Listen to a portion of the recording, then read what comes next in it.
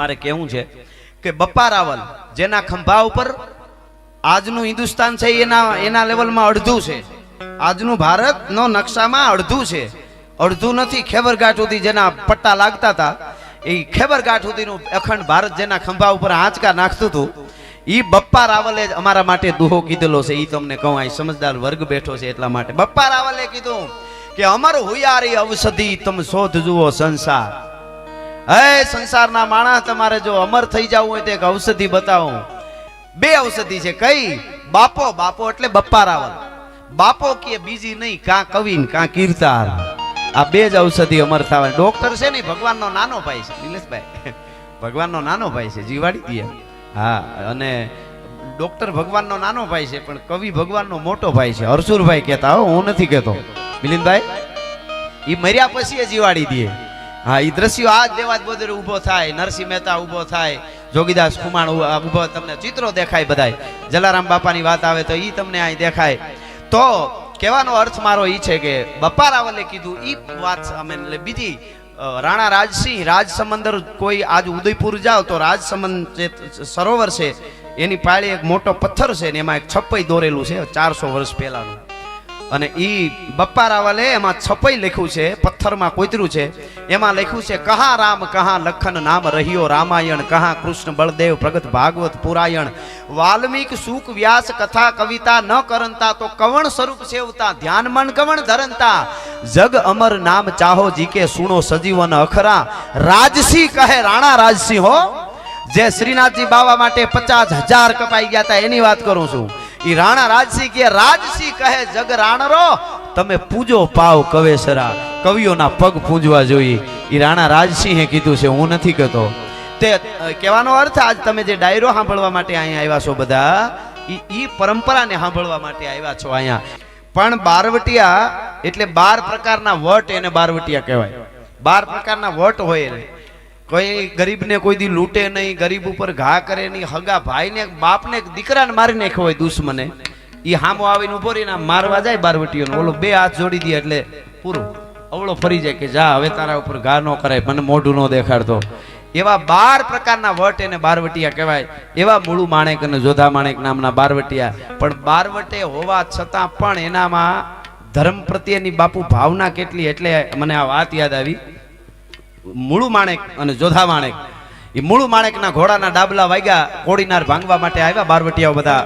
100-150 ઘોડે સવારો છે, બાગડતા બાગડતા બાગડતા પાગા નાખતા, રકાબ કવિ ધાગા ધાગા ભરી પાગા, આગા જાવે નાહી ભાગા બ્રુકાણા હી ગાજ ગને, તોપ કાગેણાગા તરી ભાગા, હાથ જાય થતો રીજા રાગા રવે નાજા હારા ગબે રાજ ગને, રૂમા ધુમા ઠુમા ઠુમા ધરી ભેળા જેમર રમે.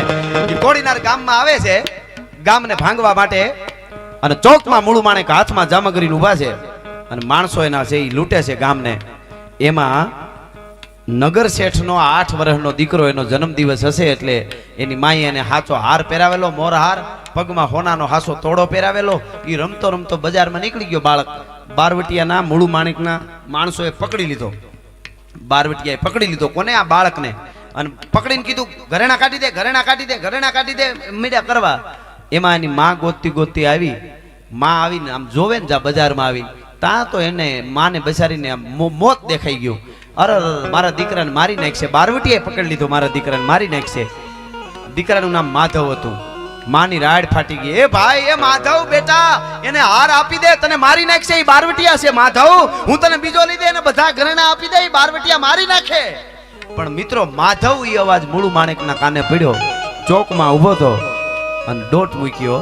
એ ભાઈ, ઇનકે છડી દે, ઇનકે છડી દે, ઇનજો નાલો માધો આય, માધો અચ્છા જો પે. ભાઈ, એને છોડી દે, એનું નામ માધવ છે, અને માધવ આપણા બાપ દ્વારકા વાળાનું નામ છે, એને લૂંટાય નહીં, એને છોડી દે, એનું નામ માધવ છે. નામ ઉપર એટલી હશે. બારવટે હોવા છતાં એટલું ધ્યાન રાખતા હતા. એ બારવટિયા હતા. અને એટલા માટે તેદી છોકરાઓ શું જોઈએ છે, વેકેશનમાં ફાટીને ધુવાડે ગયા સાવ. આહા, તમે મારા દેવના દીધેલ છો, આવ્યા છો તો અમર થઈને રહ્યો.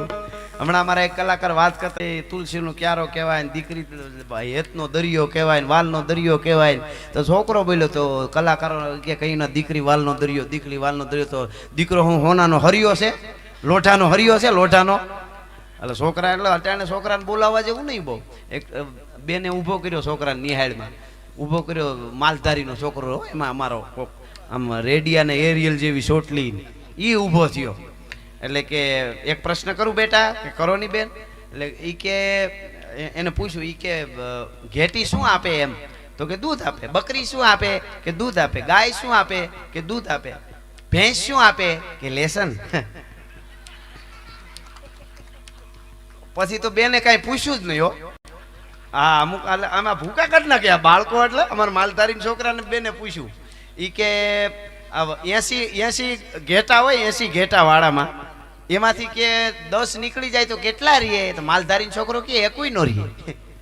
અરે બેટા, તને એટલી ખબર ન પડે? 80 માંથી 10 ઘેટા નીકળી જાય તો 70 રહીએ. કે બેન, તમારા સોપડામાં રહીએ, મારી પાટીમાં રહીએ, બ્લેકબોર્ડમાં રહીએ, વાડામાં નો રહીએ. એક નીકળે બધા નીકળી જાય. આ જે વાસ્તવિકતાની એક મજા છે ને, અહીંથી આપણે ગૂગલમાં આપણે કરીએ એટલે રસ્તો અમદાવાદ સુધીનો બતાવી દે બધો, કે આમ નામ જવાનું. પણ એમાં કેટલા ડાઈવર આવે, કેટલા તૂટેલો રસ્તો હોય, કેટલા રોદા આવે, ઈ નો આવે. ઈ તો અનુભવ કરવો પડે. અનુભવની જ એક મજા છે, જીવનના અનુભવની. એટલે મારે એક પ્રસંગ નાનકડો, મને ખાસ ચારણનું આંગણું છે અને આમ તો બધાય પોતાના મેળા. જ્ઞાતિ માટે અમારા સોનબાઈમાં એમ કહેતા, જ્ઞાતિ ગૌરવ જરૂર હોવું જોઈએ, જ્ઞાતિવાદ ન હોવો જોઈએ. જે જ્ઞાતિમાં જન્મ હોય એને એનું ગૌરવ હોવું જોઈએ, આઈમાં કહેતા.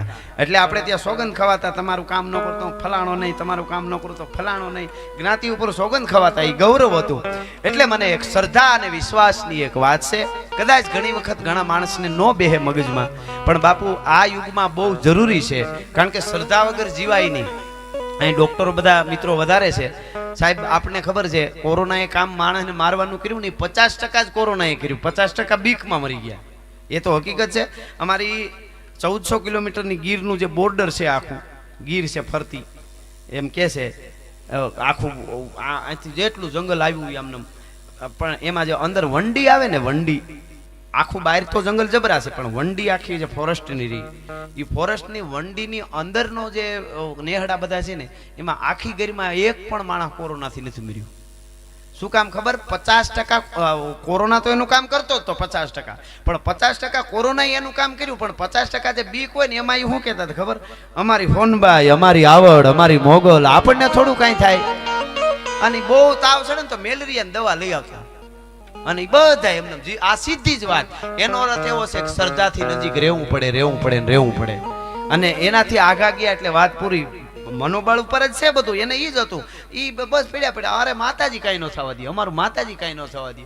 એટલે મારે આ શ્રદ્ધાની એક વાત મને ગમે છે, વડીલો પાસેથી સાંભળેલી વાત છે. પણ ડાયરોમાં બેઠા છે. ડાયરો એટલે ડાઈ વાતું થાય ને ડાયા માણસો સાંભળે એને ડાયરો કહેવાય. એવી આપણે ત્યાં વાતો. રાજુ દાદા ભટ્ટ આપણું અમારું જુનાગઢનું ગૌરવ છે. ભટ્ટ દાદા પધારો, એનું પણ અહીંયા સ્વાગત કરું છું. એટલે મારે આ એક પ્રસંગ, મને કેપી સાહેબ કે એક નાનકડી વાત કરી નાખો ને તો પાછા છૂટા ભેળા થઈ જાય. મેં કીધું સરસ, એવું કરી. યા તો પધારો મામ દેવા, આવો બીહો. હા, વાહ. વિશ્વાસ અને શ્રદ્ધા વગર જીવાય નહીં. લાગી જાય તો થોડાકમાં લાગી જાય, કોઈ પણ વસ્તુમાં. એક ગામમાં રામધૂન કરવા માટે આખું ગામ સોરે ગયું. કે વરસાદ નથી થતો ને તો ધૂન કરી તો થાય એમ. આહાડ મહિનો અડધો કોરો વી ગયેલો. જેઠ કોરો જાય એનો ખંડમાં ખટકો નહીં, આહાડનો એક દી પણ વહીમો લાગે વેરડા. આ દુઓ તમે બધાએ સાંભળ્યો હોય છે, પણ હકીકતમાં ગિરીશાપા બાપુ આ દુઓ બહુ સમજવા જેવો. ખાલી વરસાદ માટે અમુદાનભાઈ આ દુઓ નથી પીડી બાપા, કે આ દુઓ ખાલી વરસાદ માટે નથી, માણસ માટે છે. જેઠ કોરો જાય એનો ખંડમાં ખટકો નહીં. જેઠ મહિનાની ગણતરી સોમાહાના મહિનામાં છે જ નહીં. અહડ શ્રાવણ ભાદરો આસુ ઈ સોમાહાના છે. કવિ એમ કહે છે કે જેની ગણતરી ન હોય એને અમારે વાંધો નથી. જેઠ કોરો જાય એનો ખંડમાં ખટકો નહીં, પણ અહાડનો એક દી જે સમજી હકતા હોય ઈ અમને ન સમજે ને એનો વાંધો છે. ભલા માણસ એનો જે સમજદાર હોય નો સમજી શકે ને. બાકી જેઠ કોરો જાય એનો ખંડમાં ખટકો નહીં. અહાડનો એક દી વહીમો લાગે વેરડા. જે અહાડ હોય તો વહીમો લાગે વેરડા. એટલે આહાડ મહિનાના 15 દી વી ગયેલા અને વરસાદ નહોતો થતો તો આખા ગામે નક્કી કર્યું ધૂન કરવી છે. સોરે જઈને રામધૂન કરી.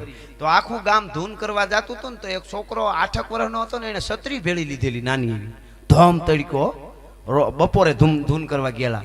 છત્રી બધા જોઈ કે આ છત્રી ભેળી ક્યાં તો કે આપણે શું લેવા જઈએ તો કે ધૂન કરવા જઈએ કે આ શેના માટે વરસાદ માટે તો ભગવાન પાસે જાય છે તો મેં આવવાનો જ છે ને એ છોકરાને એકને જ વિશ્વાસ હતો કે આવવાનો ઓલા બધા અખતરો કરવા જતા હતા આ બહુ મોટી વાત છે